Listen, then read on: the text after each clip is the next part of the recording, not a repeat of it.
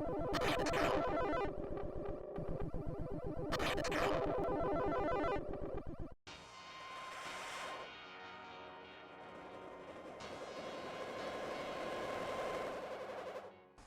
guys, and welcome to the review of Let It Die.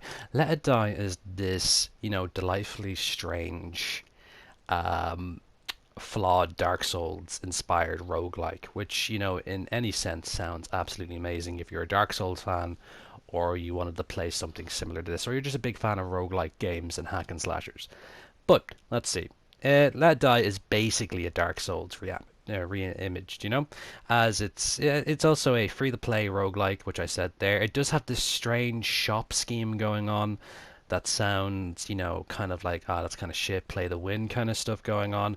But for many hours at least, I've noticed that I haven't even had to bother touching that shop, so it doesn't actually have to rip into your bank account or your PlayStation wallet and take all your money buying, premium kind of stuff. You don't have to do that at all, which is great. It does include a sense of you will get free items every time you log in.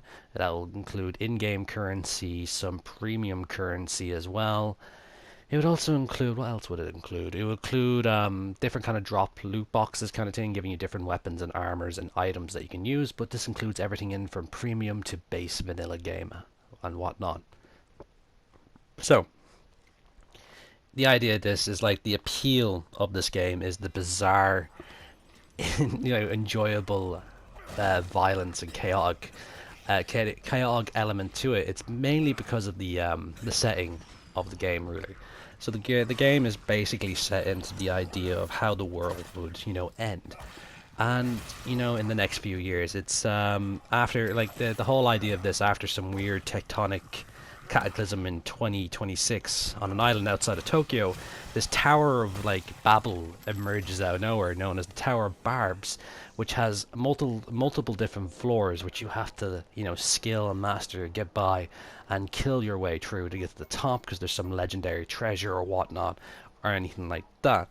It's just really strange, and the whole element of it, it gives you the idea that it's breaking the fourth wall as well, because you have this Matrix kind of feel to it as well. When you first start, you're on a train hooked up to tubes and stuff like that, which makes it give a real big feel of how the Matrix will work out, and just gives you that whole idea. But you choose whichever you want at the very beginning. But that's it, really. But I will admit one thing right now, it does have some great memorable characters, i.e. the main memorable character that you will actually meet, which is Uncle Dead, who's this Grim Reaper-like skateboarding dude who, you know, has some secrets to him. But it's not a single-player game; it is an online game as well. I didn't get noticed that it was actually online for a while because I was having so much fun on the different floors. But you can actually go and invade other people's areas, which you have your own subway kind of thing going on here, which we're going to have an example of it show up right now, which is where you go into someone else's base and raid it for its money and a resource known as lithium, which is great. But they're also protected by NPCs, so when you go offline, it's not just someone running in, blowing up a door and then stealing everything. You can actually have people protecting your base. But this also improves from different combat styles as well. You can actually have melee, firearms, all that kind of stuff, unarmed, or just martial arts and all that kind of jazz, really. Where you can actually have people defending your base while you're gone, even your main character, which is fantastic. And I think it's an excellent addition to anyone's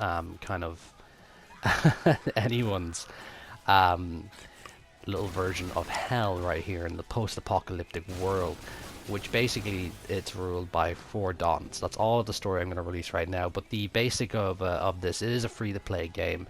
The multiplayer is not too direct. It's mainly raiding and increasing your country's rank in an overall scoreboard and world kind of view, which is excellent. You are going to enjoy or either hate or love this game.